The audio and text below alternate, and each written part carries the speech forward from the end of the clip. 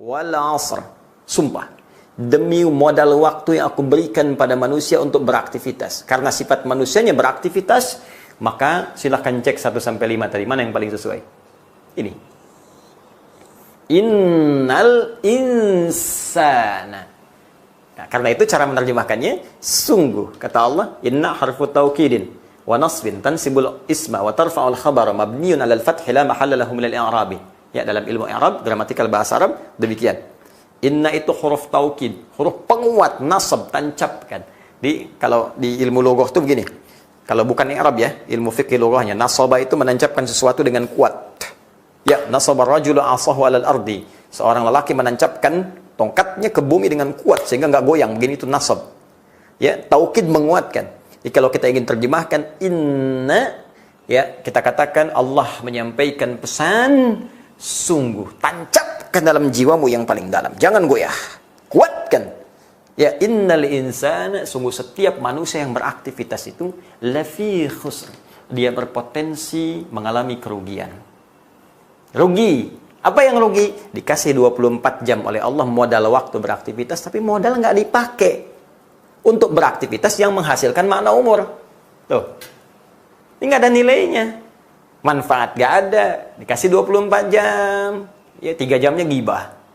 30 menit bikin hoax. 1 jam berselisih. Hah?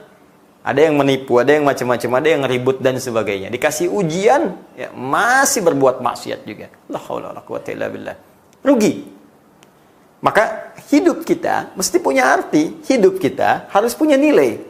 Karena itu kita bertanya, ya Allah, bagaimana cara saya mengisi modal waktu ini supaya saya beruntung, bebas dari kerugian dan punya makna umur. Maka oleh Allah diberikan kemudian langsung penjelasannya tanpa kita meminta terlebih dahulu. Ya, illalladzina amanu. Ya. Kata Allah, kalian bisa terbebas dari jenis-jenis kerugian ini. Kalian bisa mendapatkan manfaat yang bisa diharapkan, ya, kecuali yang bebas dari kerugian ini alladzina amanu. Satu, orang-orang yang mau beriman. Ini penting sekali. Alladzina sekali lagi disebutkan 1080 kali dalam Al-Quran, mencakup semua golongan tanpa sekat, lelaki, perempuan, besar, kecil, tua, muda, nggak ada batas di dalamnya. Seakan Allah ingin mengatakan, saya buka peluang untung untuk semua. Saking rahmannya Allah, nggak boleh ada hambaku yang rugi. Jangan sampai aku beri modal, pulang-pulang kok jadi rugi. Lahir bersih, kenapa pulangnya kotor? Lahir beruntung, sampai orang gembira, sampai tertawa-tawa dan sebagainya, karena bahagia kita datang, kenapa pulangnya kemudian menjadi bermasalah? Ya. Maka kata Allah, saya buka semua hambaku berpeluang untuk sukses, untuk bahagia, untuk bermanfaat. Ya. Bagaimana caranya ya Allah? Pertama, satu, beriman kepada Allah, iman. Jadi orang yang mengisi waktunya tanpa iman, itu nggak ada nilainya sih Allah. Ya, Masya Allah. Hidup 10 tahun, 20 tahun, 30 tahun, 40 tahun, 50 tahun, tapi iman belum ada. Maka dia nggak ada nilai, rugi. Nah, yang paling menarik, jika iman sudah ada, apa pembuktian iman itu? Wa amilus solihat. Maka iman itu akan membimbing pemiliknya untuk mengerjakan amal soleh. Oh, awas, salah baca. Awas, salah membaca, awas, keliru melafadzkan. Amal soleh bukan amal salah. Ya, jadi orang beriman itu tipikalnya iman yang ada dalam jiwanya itu akan memberikan sinyal kepada seluruh anggota tubuhnya untuk mengerjakan jenis-jenis kebaikan. Nah, soleh itu artinya kebaikan yang diridhai oleh Allah. Ya, kebaikan yang diridhai oleh Allah Subhanahu wa taala, yang dibenarkan oleh Allah, ditunjukkan Rasulullah, itu soleh namanya. Baik. Maka iman seseorang itu akan memberi sinyal. Iman itu kalau sudah diucapkan, asyhadu an la ilaha illallah, asyhadu anna Muhammad Rasulullah, tembus ke dalam jiwa kita, tembus ke hati, maka di hati akan memberi cahaya, petunjuk, nur. Ya, ke dalam mata misalnya. Makanya mata sebelum berfungsi, imannya masuk dulu. Karena itu dalam Al-Quran ketika disebutkan fungsi mata, imannya dulu sebelum matanya. Quran surah ke-24, surah An-Nur, surah cahaya. Ayat 30 untuk laki-laki, 31 untuk perempuan. Qul mu'minina, katakan pada pria-pria yang punya iman. Ayat 31 aja, wa qul mu'minati, katakan pada perempuan-perempuan yang punya iman. Yaghuddu min absarihim, ayat 30, yaghuddna min absarihinna, ayat ke-31-nya. Ya kata Allah, kalau dia punya iman, sudah barang tentu, sudah pasti kata Allah, imannya akan membimbing mata melihat yang baik saja. Tak baik, dia akan palingkan. Ke lisan, turun.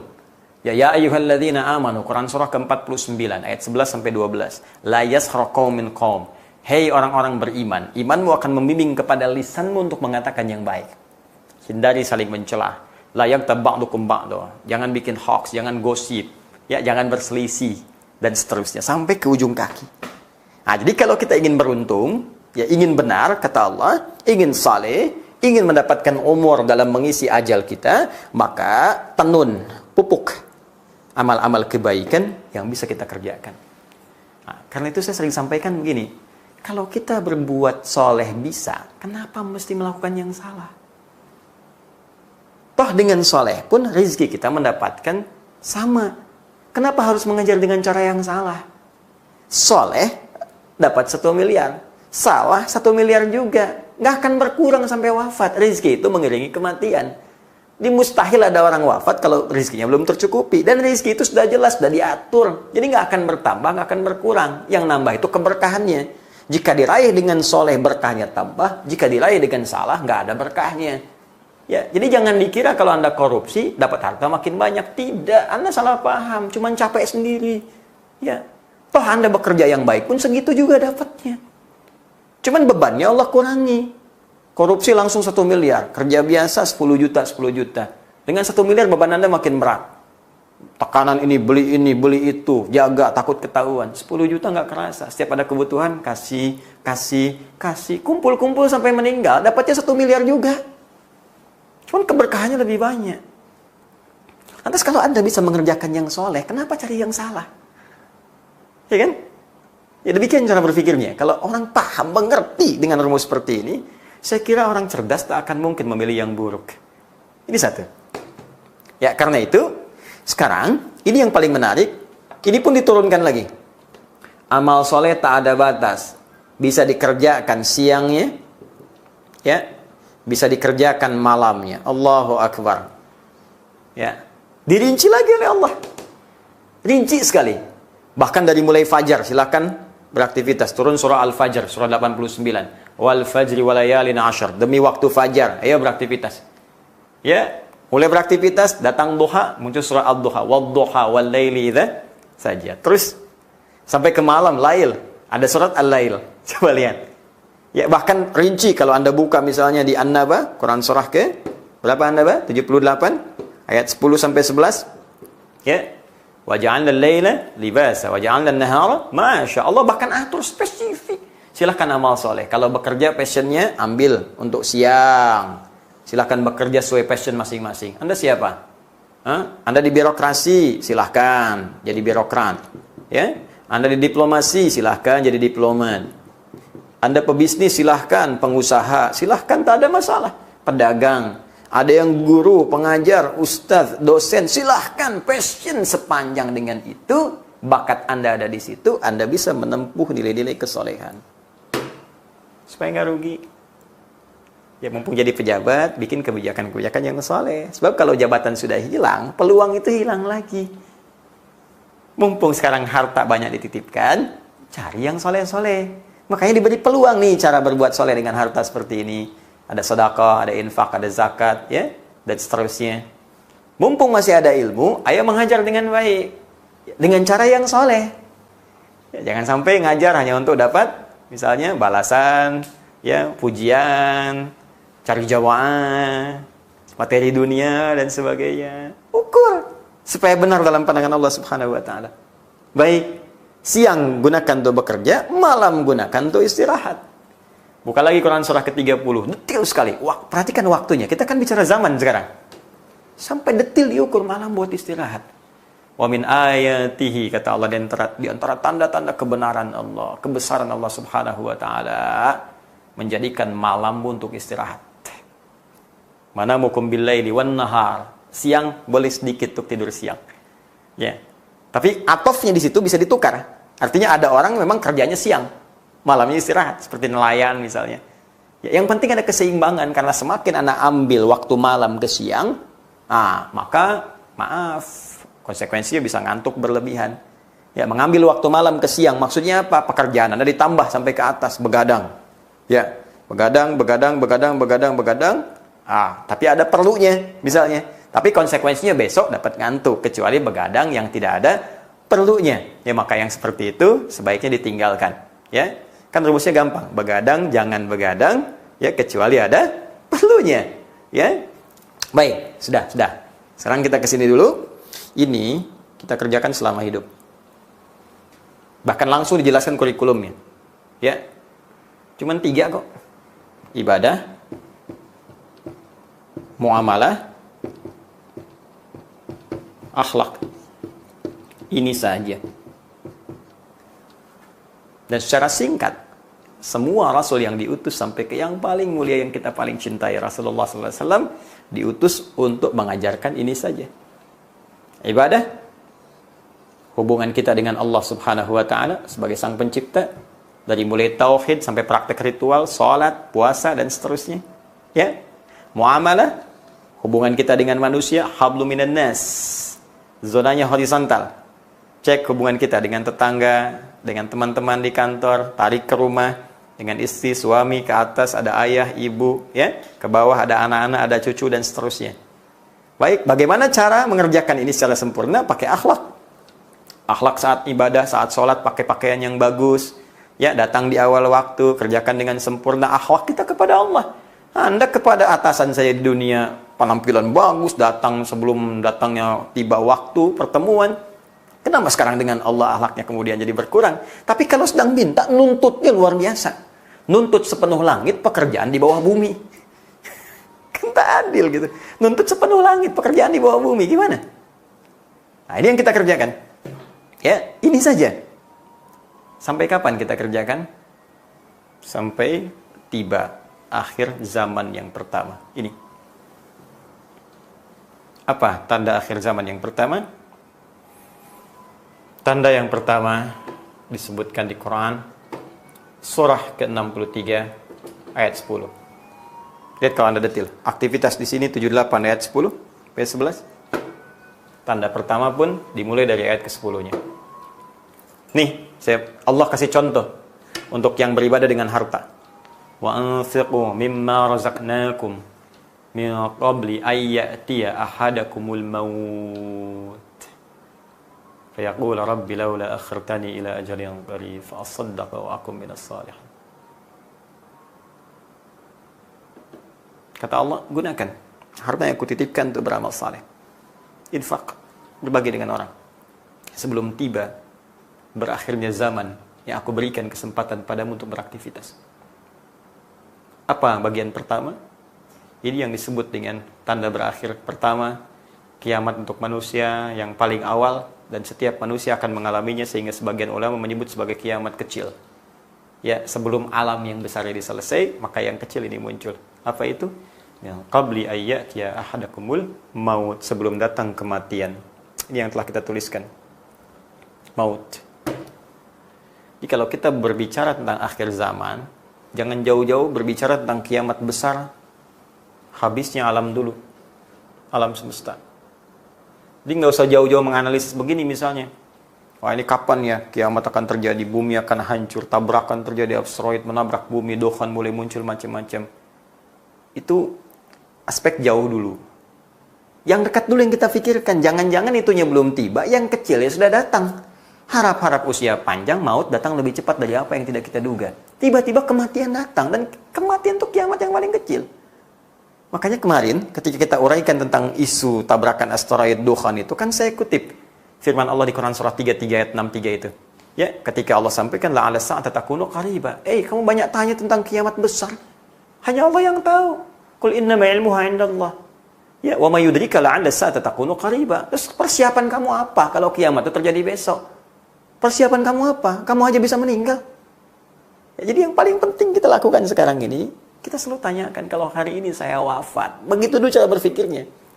Makanya Nabi sering menganjurkan kita itu, sering ziarah. Ya, dengan cara yang benar, lihat untuk mengingatkan kematian. Nyolatin orang yang wafat, mengantarkan jenazah. Untuk berpikir kalau saat itu atau esok hari kita kemudian jadi jenazah. Kita mesti mengerti. Jadi semua yang kita rasakan dapat tuh akan habis. Harta yang dikumpulkan tuh habis, ditinggalkan. Jabatan yang dibanggakan, sampai saling berselisih, saling segala rupa dilakukan dan sebagainya. Untuk dapat ini, dapat itu, uang dan seterusnya. Ya, ilmu juga demikian. Ya, hati-hati karena ustadz juga tolong doakan, tolong. Karena tidak mudah. Tidak mudah. Ya, setan itu kan levelnya kalau orang manusianya makin naik, setannya makin pintar. Ya, setan goda ustadz, beda dengan setan goda diplomat. Setan ustadz beda dengan setan birokrat. Ya, setan ustadz, setan ulama beda dengan setan rakyat biasa. Akan lain. Yang rebutan jamaah kah, yang ini kah, yang itu kah, yang saling mencelakan dan sebagainya. Makanya penting saling mendoakan. Penting berprasangka baik. Penting saling menyayangi. Itu yang kita tebarkan dalam kehidupan. Doakan, saling menyayangi, dan ada dalam nilai kebaikan. Karena kita akan wafat. Akan meninggal. Gini, karena itu Nabi sering mengarahkan kepada kita persiapan sebelum wafat. Jangan sampai ada penyesalan, karena ayatnya sudah turun. Kan di situ jelas Allah mengatakan, ada orang yang menyesal, sampai mengatakan kepada Allah, ya Allah, laula akhartani ila ajal yang qarib. Tambah dikit aja ajal nih, batas usianya tambahin dikit aja ya Allah. Tambah dikit, aku janji. Kalau ada kebaikan tersisa, besar pun aku semua aku berikan. Kuwakafkan aja semuanya.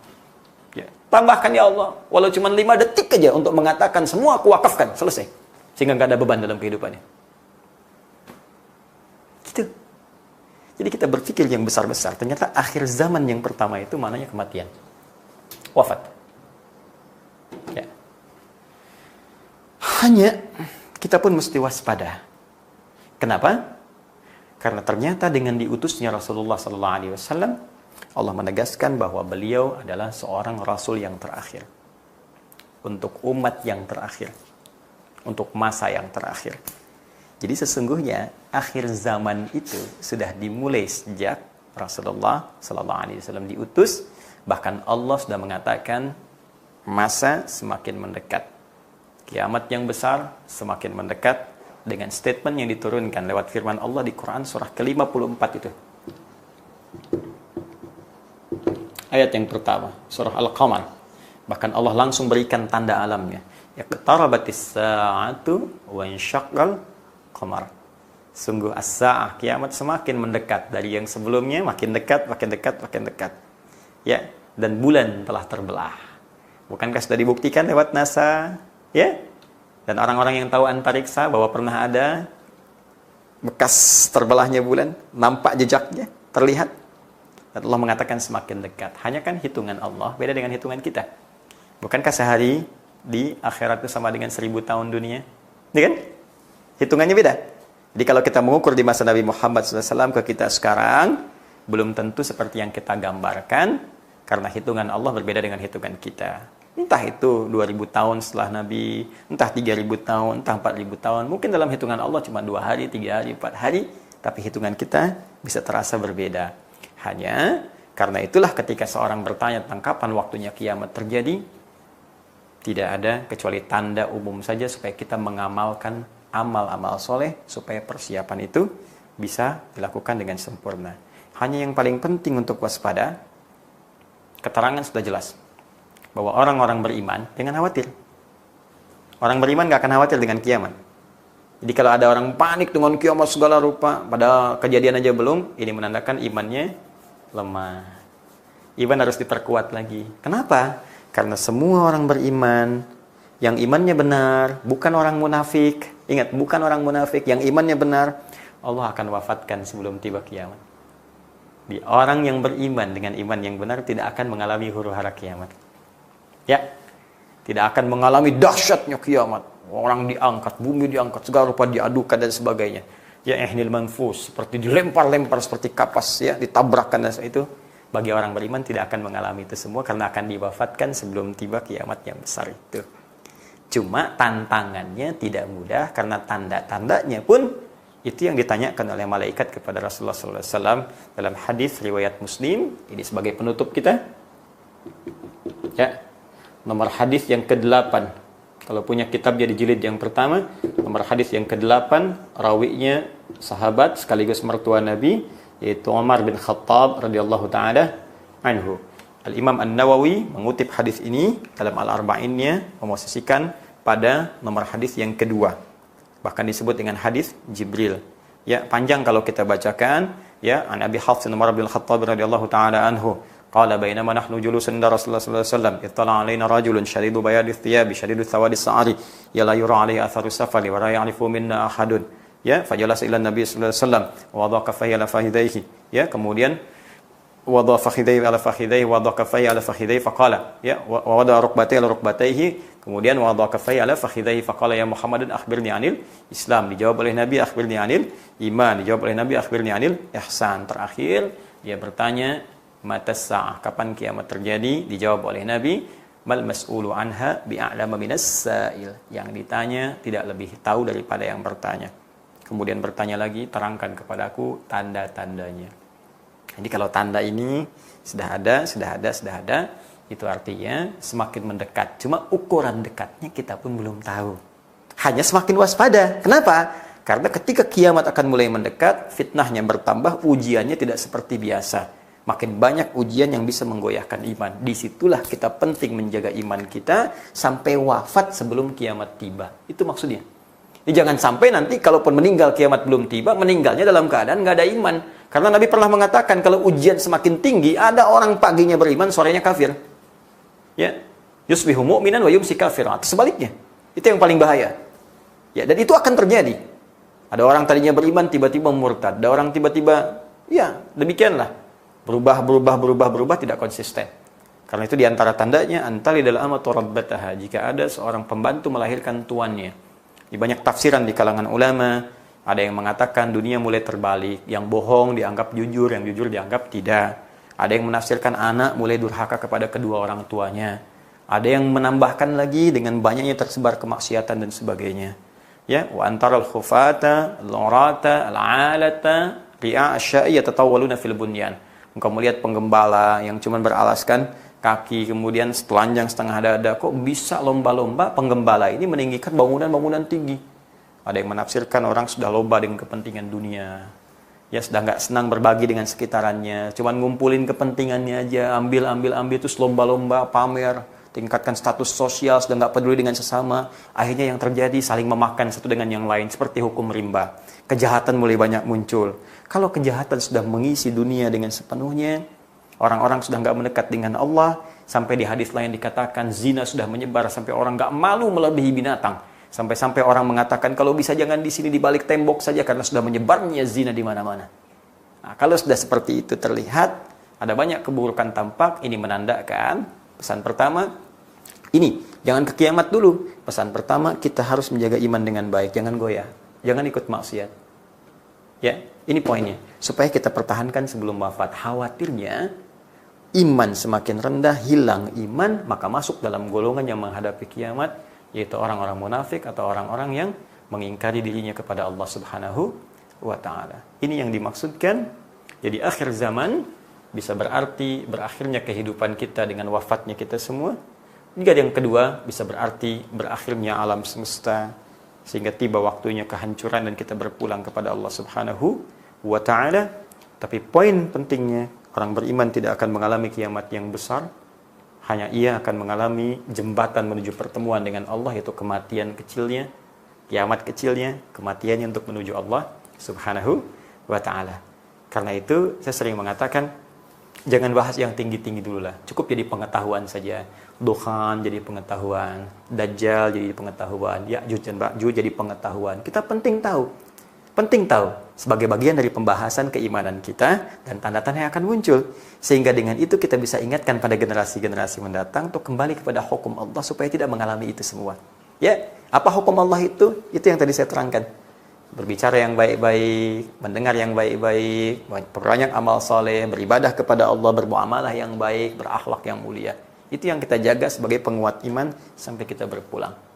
Saya kira ini, dan jangan sampai masuk pada bahasan yang lebih detail yang tidak ada kejelasannya dan hanya pengetahuan mutlak milik Allah Subhanahu wa ta'ala seperti kepastian tentang kiamat.